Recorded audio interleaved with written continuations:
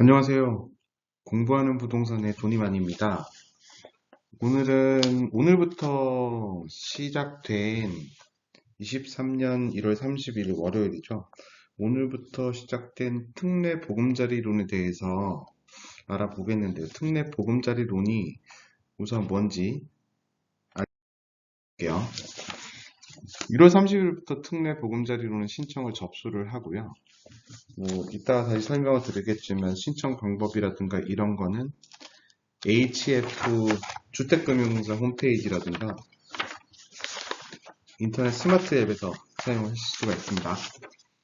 이게 뭐가 좋은가 하면 지금 금리가 조금 인하되고 있긴 한데 워낙 갑작스럽게 금리가 높아져서 이제 주택담보대출을 받거나 하시는 분들이 금리가 너무 높은 금리 때문에 고생도 하고 DSR, DTI, 신 DTI 이런 것들 때문에 대출 받기가 너무 어려워졌죠. 그래서 그런 사람들한테 어느 정도 요건이 되면 안심전환 대출이라든가 보금자리론, 디딤돌 대출 이런 것들이 적격 대출들이 있었는데 이런 것들을 다 통합을 해서 1년 동안만 하는 거고요. 그러니까 DSR을 받지 않고 용도도 주택을 구입할 때는 물론 보증금을 반환할 때도 그렇고 그리고 이제 일시적 이주택이 됐을 때 이제 기존의 대출이 비싸다거나 이런 거를 갈아탈 때도 그렇고 이런 것들이 기존의 은행 대출보다 낮은 금리로 고정으로 해서 대출이 시작되는 겁니다. 이제 보시자면 예전에는 보금자리론이랑 적격대출 같은 경우 주택 가격이 보금자리론은 6억 원, 대출 한도는 3억 6천, 60% 정도까지밖에 안 나오고 적격대출 같은 경우 9억 이하의 주택일 경우에 5억까지밖에 안 나오고 그리고 누구 소득 한도라든가 DS를 규제는 다 받았었어요. 이런 것들에 대해서 금리가 낮긴 한데 워낙 금액도 작다 보고 금액이 이제 부동산 가격도 많이 급작스럽게 많이 상승을 하니까 오래돼서 개편돼서 이제 9억 원 주택 9억 원 이하는 이제 대출 한도가 5억 원까지 최대 한도가 5억 원까지 나오고 소득 한도의 제한은 없어요. DSR 기준은 같지 않습니다. DTI 기준은 같고요.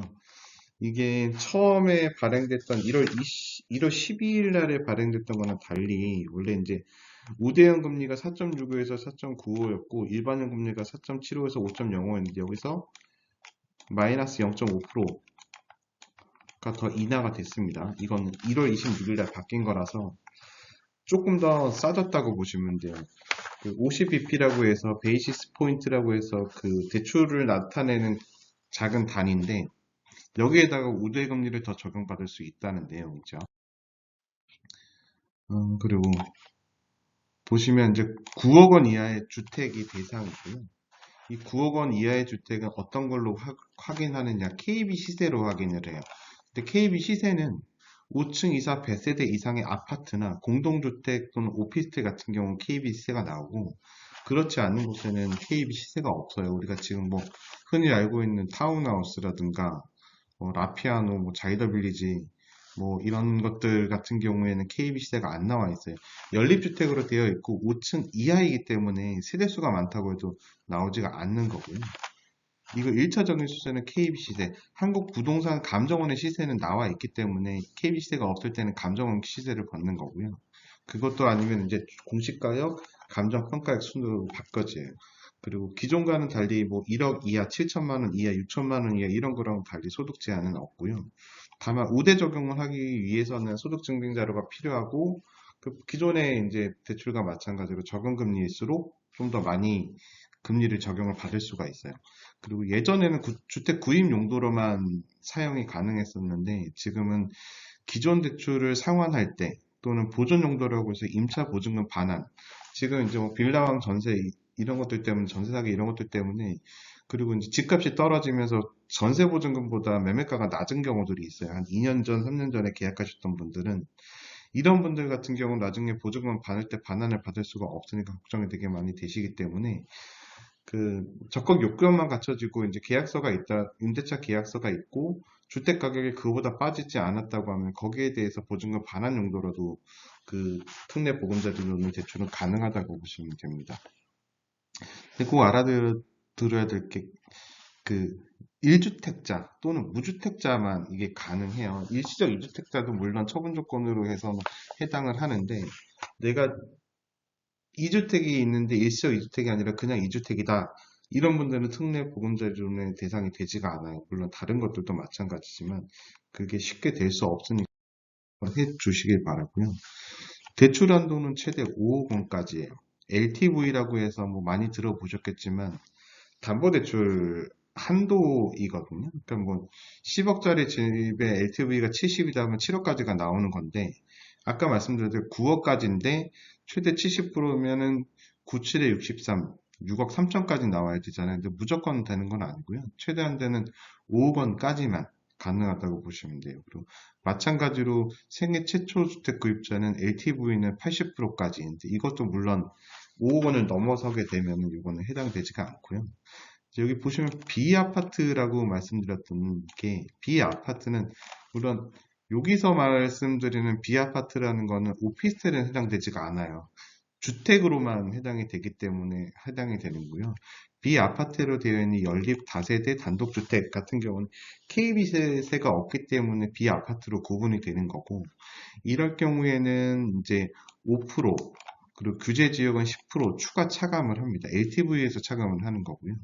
똑같이 이제 비규제 지역, 예를 들자면 뭐 김포, 뭐 서울도 웬만한 데는 타고 김포라면 인천 이런 쪽에서 뭐 연립주택이라고 하면은 65%가 그 LTV 적용을 받는다고 보시면 돼요. 단 실수요자 요건, 실수요자는 지금 뭐냐면 실질적으로 주택을 취득해서 그 주택 가격도 8억 원 이하에다가 주택 소득도 9천만 원 이하의 무주택자에 해당하면 실수요자라고 해서 규제지역 차감을 배제하니까 그냥 70%까지 생애 최초는 80%까지 나온다고 보시면 되고요. 생애 최초 같은 경우는 그 뭐 남편분이고 배우자분 가족이 그 주민등록 등본에 있는 가족이 모두 주택을 소유한 적이 없어야 되기 때문에 그런 분들은 LTV 80%를 받을 수 있습니다.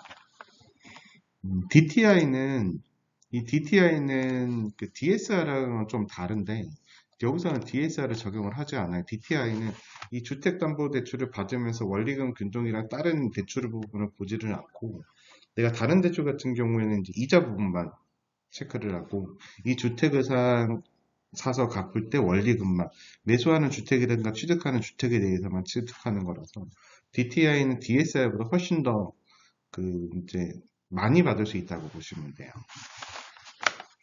여기서도 규제 지역의 경우는 10% 차감하니까 DTI도 50%로 떨어지는 거고요. 그리고 실수요 조건, 아까 말씀드렸듯이 주택, 무주택이고 주택가격 8억 원 이하, 9천만 원, 소득이 9천만 원 이하일 경우에는 이것도 이제 규제 지역이라고 해서도 차감을 받지 않습니다. 요것만 기억하시면 돼요. LTV는 70, DTI는 80, 생애 추천은 80 이렇게만 보시면 되고요.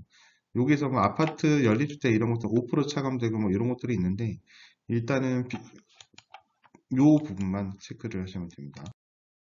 그리고 이거는 이제 10년부터 50년까지 만기가 길수록 이자 부담이라든가 원금 분할이라든가 이런 부분들이 낮아지기 때문에 뭐 10년 받는 것보다는 뭐 100년 이렇게 받는 게 좋죠. 아무래도 이자라든가 원금을 나눠서 갚으면 되니까. 근데 이게 은행에서도 바보도 아니고 60대인 사람한테 100년 조건으로 갚으면은 160살까지 이자를 갚아야 된다는, 이자랑 원금을 갚아야 된다는데, 은행을 받을 길이 없잖아요. 돈을 빌려주는 사람 입장에서. 그래서 여기 기본적으로는 30년까지 가능하고 40년, 50년은 제한이 있어요. 쌩쌩하고 신혼부부라든가 젊은 사람들. 만 40년까지 가능한 거는 39세 이하. 신혼부부도 7년 이내. 그리고 이제 만 50년 동안 되는 거는 만 34세 이하 또는 신혼부부 이렇게 되는 거고요. 기본 대출 금리는 요거는 지금 인하를 했어요. 마이너스 0.5를. 그 기존에 있던 것보다 좀 저렴하게 우대형 금리는 4.15에서 4.45까지 그리고 이제 일반형 금리는 4.25에서 4.55까지인데 여기서 BP는 이자율 계산시 최소 단위라고 아까 말씀드렸어요. 그래서 1%가 100bp이기 때문에 여기에 지금 최대 90bp 내에서 금리 우대를 받는다는 거는 여기서 0.9% 정도를 더 빼줄 수가 있다는 거라서 나중에 말씀드리겠지만 최저금리는 3.25%까지 받을 수 있다는 거예요. 중복으로 우대금리를 받게 되면.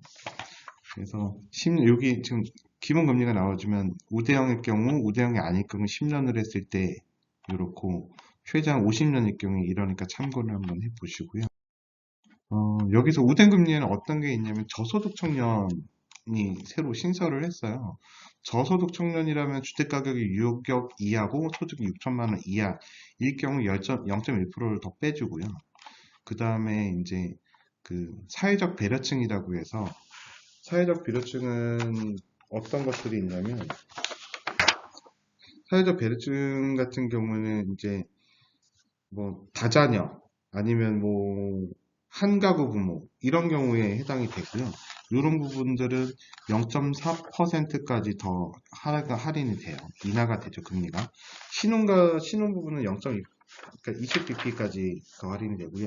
요 미분양 주택은 6억 원 이하 8천만 원 이하 소득이 있을 경우에 20bp까지 떨어진다고 하는데 요거는 이제 새로운 보도자료에는 아직은 없어서 지금 요거는 해당이 될지 아닐지는 다시 한번 체크를 해봐야 될 것 같아요. 근데 지금 26일 날 나왔던 그 정정 보도 부분에서 금리 인하만 나왔기 때문에 요것도 해당되지 않을까 생각이 들고요. 그래서 총 90bp, 0.9%가 빠지는데 이 아낌이라고 하는 거는 전자약정으로 했을 경우에 그 할인이 되는 거라서 온라인 상이 아닌 이제 홈페이지라든가 아니면 스마트 앱을 통해서 하시는 분은 0.1% 우대금리를 받을 수가 있어요. 그래서 우대금리를 총 적용을 하면 여기 나와 있던 3.25까지 대출금리가 인하할 수가 있고요. 그리고 특례보금자리론에 대해서 가장 그 유리한 점이 중도상환 수수료가 없다는 건데요. 중도상환 수수료가 이제 뭐 1년에 어느 정도 이하, 뭐 2년에 어느 정도 이하를 갚지 않으면 2년이 지나면은 보통은 없어지는데 그 안에 상환을 할 경우에는 그 대출금에 대해서 뭐 1.5%, 2.0% 이렇게 대출금에 대해서 그 중도상환 수수료를 발생하게 되는데 특례보금자리로는 그게 다 없어요. 기존 주담대를 특례보금자리로 갈아탈 때도 없고 특례보금자리로는 추후에 기존 대출로 갈아탈 경우에도 없고 갈아타거나 상환할 때는 없게 되고요. 기존 주택은 우리가 이제 받을 때 중도상환 수수료 약정을 했는데 이거 특례보금자리로 갈아탈 때 주택금융공사 홈페이지나 스마트앱 모바일로 하게 되면 특례보금자리로 쓰는 예약 확인서를 은행에다 제출하게 되면 이게 없어지고요. 이 특례보금자리론 1년간 공급 예산은 39조 6천억, 그러니까 39조 6천억이거든요. 그래서 이게 빨리 소진되면 이게 이제 받을 수가 없으니까 상반기 안에 어느 정도 소진되는지는 봐야 될 것 같긴 해요. 1년 넘지는 않을 것 같습니다.